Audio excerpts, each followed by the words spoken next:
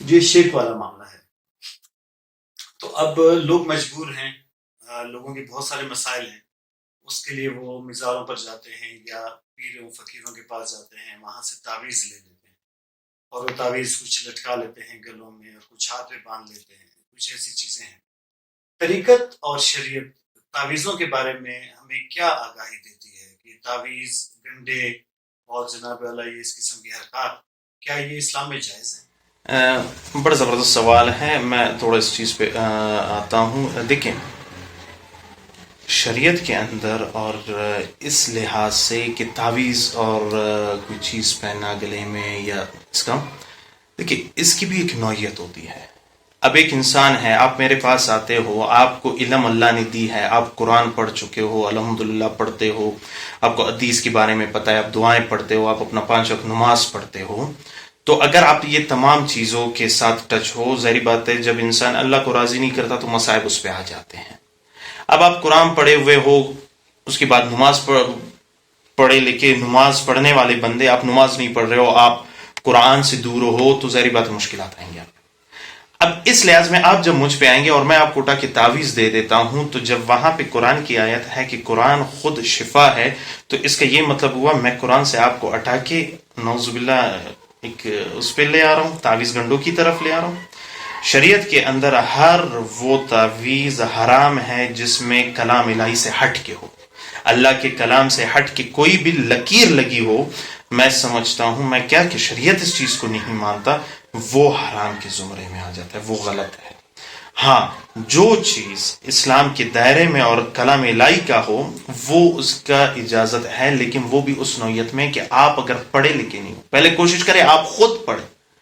جو چیز آپ کو تقویت خود پڑھنے سے ملتی ہے وہ کسی اور سے نہیں ملتا۔ اب ایک پیر کے پاس جانے کا مقصد یہ ہونا چاہیے کہ وہ اہل اللہ جو ہوتے ہیں وہ آپ کو اللہ سے ملانے کا راستہ دکھاتے ہیں، اہدنا الصراط المستقیم والا راستہ دکھاتے ہیں۔ یہاں پہ میں ایک وہ کرتا ہوں ایک چیز، اللہ رب العزت نے سورہ فاتحہ قرآن پاک جب ہم جو ہی کھولتے ہیں تو پہلا صفحہ پہلا سورہ ہمیں سورہ فاتحہ جو دعا ہے خود، جس کے معنی دعا کے ہیں، اللہ سے مانگنے کا طریقہ، الحمدللہ رب العالمین الرحمن الرحیم، الرحمن یہاں پہ ایک دم کل جانا، بے انتہا، انلیمیٹڈ، جس کے وہ انگلش زبان میں جو ہم تھرڈ فارم استعمال، تھرڈ فارم سے بھی آگے سب کچھ، رحمانیت اتنی زیادہ کہ رحیم رحم کرنے والا رحمان بن گیا۔ وہ جب رحمان بن گیا، جب ایک رحمان، الحمدللہ رب العالمین، تعریف ہم اس کی کر رہے ہیں، پھر اللہ رب العزت نے اپنے محبوب حضرت محمد مصطفیٰ صلی اللہ علیہ وسلم کو کہا کہ اپنی امت سے کہہ دو، ان انسانوں سے کہہ دو، اپنی امت سے کہہ دو کہ پڑھ لو ہر نماز میں اس کو۔ وجہ اس کی کیا ہے کہ اس میں ہم پختہ ہو جائے کہ بے شک اے رب کعبہ تو کرنے والی ذات ہے۔ پھر جب ہمارا ایمان پختہ ہو جاتا ہے وہاں پہ، تو پھر ہمیں کسی تعویذ کی ضرورت نہیں ہوتی۔ تعویذ کا میں منکر نہیں، تعویذ کا میں نہیں، لیکن تعویذ اس شرط میں لینا چاہیے کہ جب انسان خود کانشنس ہو، جیسے جنات کوئی انسان کو پاگل کر دیتے ہیں یا کچھ، اس زمرے میں اللہ کے کلام کو لٹکانا یا اللہ کے کلام کو اپنے پاس رکھنا وہ جائز ہے۔ جب آپ علم رکھتے ہو، جب آپ 5 وقت نماز میں الحمدللہ رب العالمین پڑھ رہے ہو، اس میں ہم یہ بھی تو پڑھتے ہیں ایاک نعبد و ایاک نستعین، ہم تجھ سے ہی مانگتے ہیں، تو ہی ہمیں عطا کرنے والا ہے۔ پھر جب ہم اللہ سے یہاں پہ یہ بات کر رہے ہیں اور وہاں سے ہم اپنے بات سے مکر رہے ہیں، تو یہ منافقین کے زمرے میں نہیں آتا؟ بالکل سر۔ اور اس کے علاوہ ایک اور چیز میں اس میں ایڈ کر لوں، جب ہم نے اللہ سے ہی مانگنا ہے تو پھر کسی اور چیز پہ ہمیں کس چیز کا عقیدہ؟ اب دیکھیں حضرت علامہ اقبال صاحب کتنا زبردست اس کی شاعری، اگر کوئی یہ جوانوں کو میں کہتا ہوں ذرا اقبال کی شاعری کو اپنی زندگی میں لے آؤ، دنیا ہی آپ کی یہاں سے وہاں ہو جائے گی، عجیب سی دنیا۔ وہ کہتا ہے کہ اے شخص، اے انسان، میں مفہوم بتا رہا ہوں یہاں پہ کہ اے انسان، وہ کون سا در ہے جہاں پہ تو در پدر پھر رہے، ایک ہی تو در ہے، جا ادھر سے مانگ نا۔ اب وہ مانگنے کا طریقہ ہمیں نہیں آتا، ہم بھاگ رہے ہیں۔ خانقاہوں پہ جانا، پیروں کے پاس جانا، ان سے فیض اٹھانا، اس میں ممانعت نہیں ہے، بشرط ہے کہ پیر جو ہے محمد مصطفیٰ صلی اللہ علیہ وسلم کی شریعت کے مطابق ہو۔ پیر ہے وہ 5 وقت کا نمازی ہو، پیر ہے وہ قرآن کو پڑھنے والا ہو، پیر ہے وہ 5 وقت نماز کو پڑھ کے سمجھ کے زندگی میں لانے والا ہو، اگر پیر ہے وہ قرآن کے معنی بمعنی جاننے والا ہو، اگر پیر ہے وہ آپ کو اللہ سے ملائے.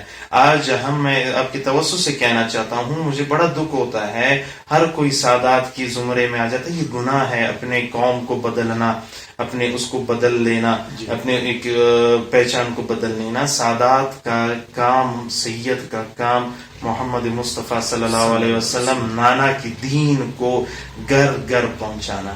حسنین کریمین کا جو شہادت کربلا میں حسنین کے ساتھ کیا ہوا، حضرت امام حسین رضی اللہ تعالیٰ عنہ کے ساتھ کیا ہوا، سر کٹا. کس پہ سر کٹا؟ اس پہ کہ نانا کے دین کو نقصان نہ پہنچے. نانا کے دین کو نقصان کیسے پہنچا تھا؟ نانا کے دین کو نقصان ایسی پہنچا تھا جو آج کل کے دور میں ہے. میں ہاتھ جوڑ کے بھائیوں سے کہتا ہوں کہ خدا را سادات کے نام کے ساتھ کھلواڑ نہ کرو. سادات کا ایک منصب ہے، ایک خاندان، ایک گھر ہے، اور پیر کا مطلب یہ ہوتا ہے کہ اللہ سے لوگوں کو جڑانا. اب آپ نے جانا ہے اللہ کے واسطے. ہم کیوں کہتے ہیں، ہم ایک چیز کہتے ہیں کہ محبت کرو بھی اللہ اور اللہ کے رسول کے لیے، اور نفرت بھی کرو کسی سے تو اللہ اور اللہ کے رسول کے لیے. تو اللہ رب العزت نے آسانیاں پیدا فرمائی ہے. ہر چیز جب ہم 5 وقت نماز میں پڑھ رہے ہیں، سورہ فاتحہ میں اللہ سے مانگ رہے ہیں، تو پھر ہمیں کسی تعویذ کی ضرورت نہیں پڑے گی. خانقاہ پہ جانا ہے اصلاح کے لیے، خانقاہ پہ جانا ہے تزکیہ نفس کے لیے، خانقاہ پہ جانا ہے اپنے آپ کو اللہ سے جڑانے کے لیے. ظاہری بات ہے اب لوگ کہیں گے کہ یار گھر میں بھی ہو سکتا ہے. تو ہر ایک چیز کے لیے ایک استاد کی ضرورت ہے، ایک رہنما کی ضرورت ہے. ہم کوئٹہ ٹو کراچی جاتے ہیں مثالاً، تو کوئی اپنے ساتھ بندے کو گائیڈ لائن والا یا کسی سے پوچھ کے جاتے ہیں تو منزل مقصود پہ ہم آسانی سے پہنچتے ہیں. پیر کا کام ہے لوگوں کو اللہ سے آسانی کے ساتھ ملانے کا. تو یہ اس کا بہترین حل ہے، اور جو کچھ ہوتا ہے اللہ سے ہوتا ہے، اللہ کے سوا کسی سے نہیں ہوتا. اور محمد مصطفیٰ صلی اللہ علیہ وسلم کی عشق سے ہی اللہ انسان کو ملتا ہے، اور وہ عشق نماز اور قرآن ہے.